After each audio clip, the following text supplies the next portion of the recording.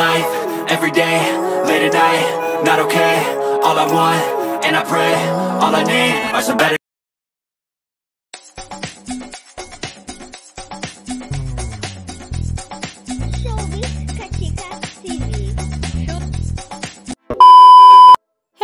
Chika, noong nakaraang Lunes nga April 28, 2024 ay ang ika-70th birthday ng nag-iisang bossing ng Itbulaga na si Bossing Vic Soto.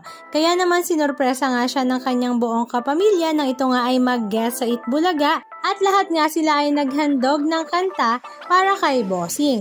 Maging ang kanilang bunsong anak na si Baby Mochi ay join din nga sa pagsusurpresa. At syempre dahil 70th birthday nga ito ni Bossing, kaya naman ito ay ginawa nga nilang memorable sa pamamagitan ng paglipad sa Hong Kong para doon i-celebrate ang birthday ng kanilang haligi ng tahanan at ito nga ay sinelebrate nga nila sa happiest place on earth sa Hong Kong Disneyland. Present nga ang kanyang mga anak na sila Paulina, Oyoboy, Danica at Tali. Ang hindi nga lang nakasama ay si Mayor Vico. At syempre hindi naman mawawala ang talaga namang napakaraming apo ni Bossing Vic Soto. Kasama din nga ang mga asawa ng kanyang mga anak na sila Christine Hermosa, Mark Pinris at Jed Llanes. Kumpleto nga ang pamilya Soto kaya naman mas naging makabuluhan nga ito para kay Bossing Vic Soto. At talaga namang pinaghandaan nga ito dahil winelcome pa nga sila sa Hong Kong Disneyland. Pero ang nakakatuwa ay ang stress na si Pauline Luna dahil nga sa takot niya sa pagsakay sa roller coaster. Na kahit si Bossing nga ay 70 years old na ay pinasakay pa rin sa roller coaster. Halika at panoorin natin ng ilan sa mga video clips ganap na kanilang ibinahagi.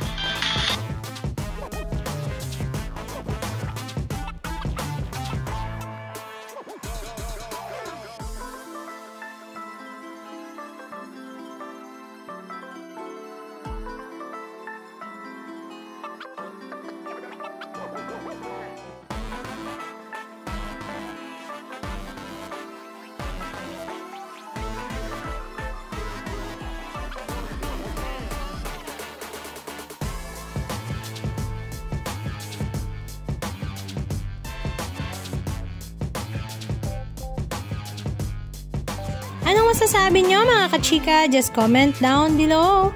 And please don't forget to subscribe. Thank you!